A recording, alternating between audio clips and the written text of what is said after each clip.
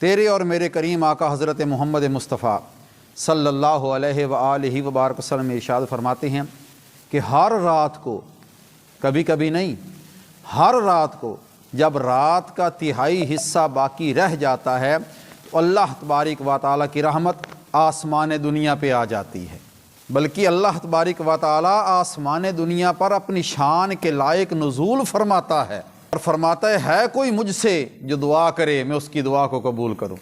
ہے کوئی مجھ سے رحمت طلب کرے میں اسے اپنی رحمت سے نواز دوں، ہے کوئی مجھ سے مغفرت طلب کرے میں اس کے سارے گناہ معاف فرما دوں، ہے کوئی مجھ سے رزق طلب کرنے والا میں اسے وسیع رزق عطا فرما دوں، ہے کوئی مجھ سے صحت طلب کرنے والا میں اس کی بیماریاں دور کر دوں۔ رات کا وقت بڑا قیمتی ہوتا ہے بھائی میرے، رات کا وقت بڑا قیمتی ہوتا ہے۔ رات کو اٹھا کریں اللہ کی عبادت کے لیے، بستر چھوڑا کریں، اللہ تعالیٰ بستر چھوڑنے پر بھی اجر و ثواب عطا فرما دیتا ہے۔ بلکہ حضرت ابو ہریرہ رضی اللہ تعالیٰ عنہ ارشاد فرماتے ہیں کہ آقا علیہ السلام نے ارشاد فرمایا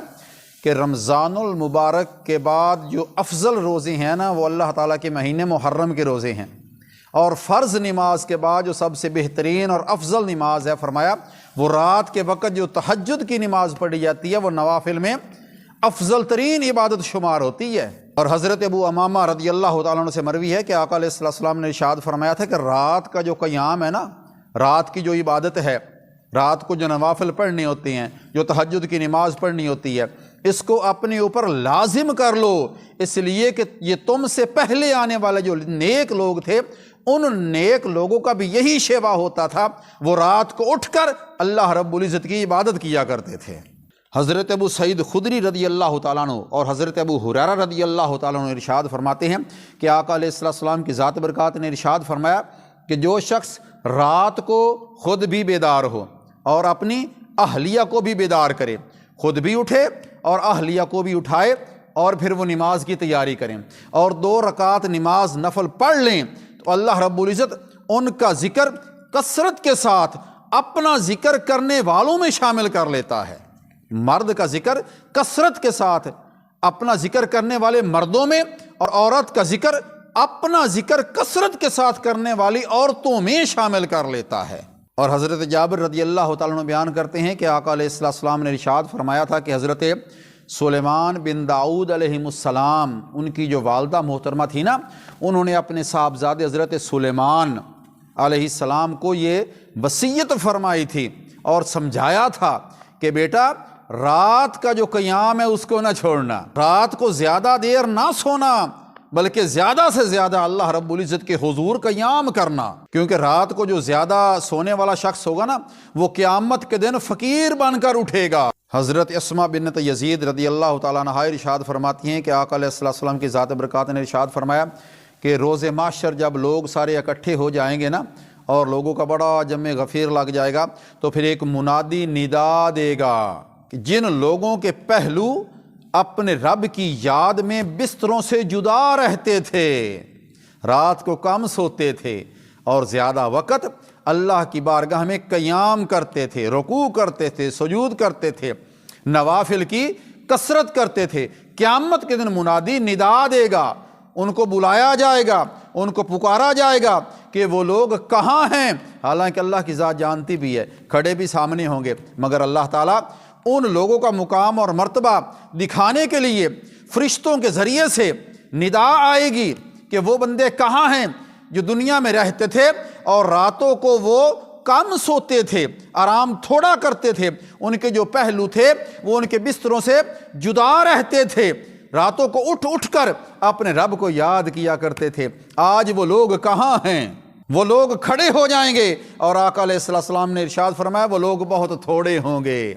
وہ بہت کم ہوں گے۔ قیامت کے دن جو لوگ کھڑے ہوں گے وہ بہت کم ہوں گے، یعنی کہ وہ بہت کم لوگ دنیا میں ایسے ہوں گے، آرام پرست زیادہ ہوں گے، راتوں کو زیادہ دیر سونے والے لوگ زیادہ ہوں گے، مگر رات کو اٹھ کر اپنے رب کو یاد کرنے والے لوگ بہت کم ہوں گے۔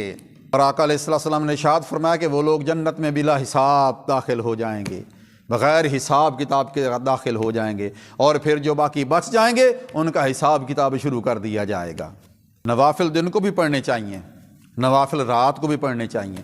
دن کو ٹائم لگے تو پھر بھی نوافل پڑھیں، दिन को नवाफिल पढ़ने का अपना सवाब है, अपना दर्जा है, मगर जो रात को नवाफिल पढ़े जाती हैं उनका अपना मुकाम और अपना दर्जा है। हज़रत अब्दुल्ला बिन मसऊद रदी अल्लाह ताला अन्हु इरशाद फरमाते हैं कि आका अलैहिस्सलाम ने इरशाद फरमाया, रात की नमाज दिन की नमाज से इतनी ही अफजल है जैसे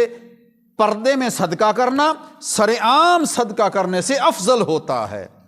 एक सदका आप सरेआम करते हैं, एक नवाफिल आप सरेआम पढ़ते हैं, और एक सदका पर्दे में रहकर करते हैं, किसी को पता नहीं चलता। एक नवाफिल वो होते हैं जो आप रात को पर्दे में पढ़ते हैं, उसका पता सिर्फ आपको होता है या आपके परवरदिगार को होता है। उन नवाफिल का अपना मुकाम होता है जो रात को तन्हाई में अल्लाह रब्बुल इज़्ज़त की ज़ात की खातिर पढ़े जाते हैं। बल्कि एक और हदीस मुबारक है, हज़रत अब्दुल्ला बिन मसऊद रदी अल्लाह ताला अन्हु से ही रावी है, वो इरशाद फरमाते हैं कि आका अलैहिस्सलाम ने इरशाद फरमाया कि दो लोग ऐसे होते हैं, दो बंदे ऐसे होते हैं कि अल्लाह रब्बुल इज़्ज़त की ज़ात उनको देखकर बहुत ही खुश होता है। अल्लाह ताला उन दो बंदों को देखकर बहुत ही खुश होता है और अपनी शान के लायक मुस्कुराता है, खुश होता है। उन दो बंदों को देखकर वो दो बंदे बड़े अहम हैं, वो बंदे बड़े गौर तलब हैं, वो दो लोग जिनका जिक्र आका अलैहिस्सलाम ने इरशाद फरमाया। आका अलैहिस्सलाम इरशाद फरमाते हैं, एक बंदा तो वो है जिसने रात के वक़्त अपने नरम गरम बिस्तर को छोड़कर, अपनी महबूब बीवी को छोड़कर और अपने अहले खाना को छोड़कर अपने रब को मनाने के लिए खड़ा हो गया। रात को क़याम किया, उसने नवाफिल पढ़े, फजर की नमाज कायम की, बिस्तर छोड़ दिया, अहले खाना छोड़ दिए। क्यों? इसलिए कि अपने रब को याद कर रहा है, अपने परवरदिगार को मनाने के लिए खड़ा है, उसकी रहमत हासिल करने के लिए खड़ा है, उसके अजाब के खौफ से खड़ा है। जब अल्लाह की बारगाह में खड़ा होता है ना, आका अलैहिस्सलाम इरशाद फरमाते हैं, अल्लाह रब्बुल इज़्ज़त फरिश्तों को फरमाता है, ऐ मेरे फरिश्तों देखो ये मेरा बंदा मेरी रज़ा की खातिर, मेरी रहमत की उम्मीद लेकर और मेरे अजाब से डर कर इसने अपना नरम गरम बिस्तर छोड़ दिया, अपनी महबूब बीवी छोड़ दी, अपने अहले खाना को छोड़कर ये मेरी रज़ा की खातिर नमाज पढ़ रहा है। और दूसरा बंदा वो आका अलैहिस्सलाम ने इरशाद फरमाया कि वो बंदा जो जिहाद के लिए निकला, जंग लड़ रहा था, लड़ाई पूरे जोबन पर थी, और उसके दोस्त अहबाब जो उसके साथ लड़ाई में शामिल थे वो सारे के सारे उसको छोड़कर निकल गए, चले गए, मगर वो अकेला मैदान जंग में डटा रहा। अल्लाह रब्बुल इज़्ज़त ने इरशाद फरमाया कि ऐ मेरे फरिश्तों देखो मेरा बंदा तन्हा मेरी रज़ा की खातिर डटा हुआ है, मेरी रहमत की उम्मीद है इसको और मेरे अजाब का खौफ है इसको, और ये मेरी रज़ा की खातिर अपनी जान कुर्बान कर रहा है और खून के आखिरी कतरे तक ये लड़ता रहा है। इन बंदों को देखकर आका अलैहिस्सलाम ने इरशाद फरमाया, अल्लाह ताला की ज़ात बहुत ही खुश होती है। हज़रत इमाम कुशैरी रहमतुल्लाह अलैह इरशाद फरमाया करते थे कि अल्लाह रब्बुल इज़्ज़त ने 5 चीज़ों को 5 जगहों में रखा है, 5 चीज़ों को 5 जगहों में रखा है। अल्लाह रब्बुल इज़्ज़त ने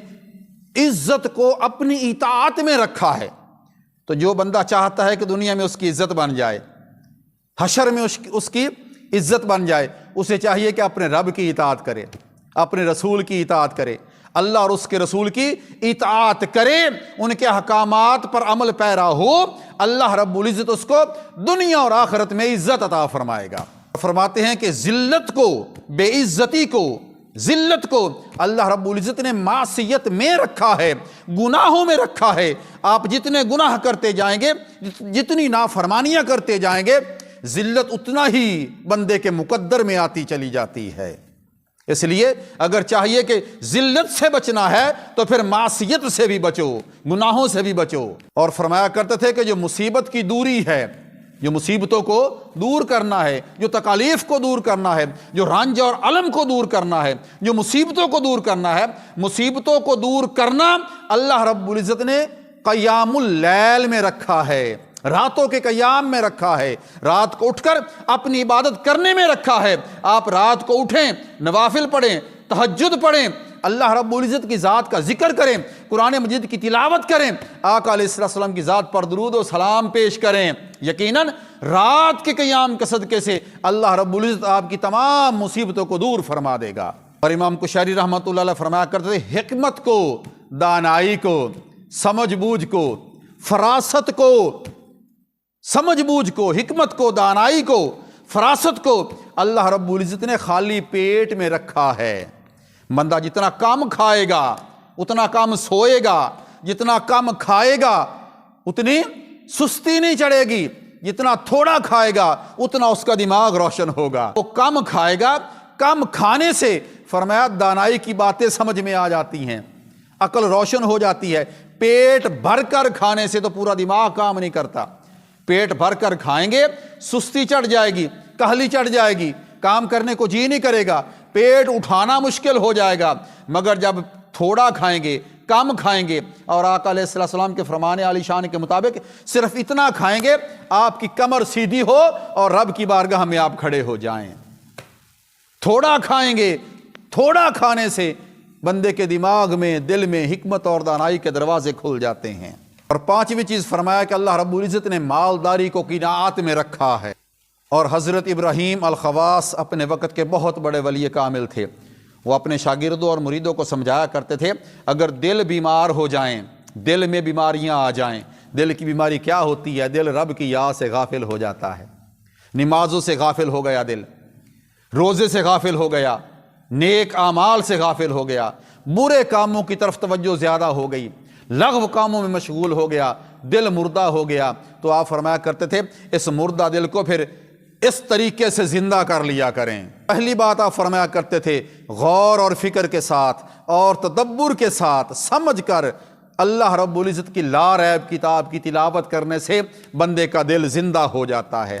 جب قرآن پاک پڑھے گا خالی تلاوت نہیں کرے گا، لفظ پہ غور کرے گا، معنی پہ غور کرے گا، ترجمے پہ غور کرے گا، اور اس پر پھر سوچے گا کہ یہ ترجمہ کیا بتا رہا ہے اور میں کس طرف جا رہا ہوں۔ جب غور کے ساتھ، تدبر کے ساتھ قرآن پاک کی تلاوت کرے گا، ابراہیم الخواص رحمہ اللہ فرماتے ہیں غور اور تدبر کے ساتھ جب قرآن پاک کی تلاوت کرے گا تو پھر دل کی بیماری دور ہو جائے گی۔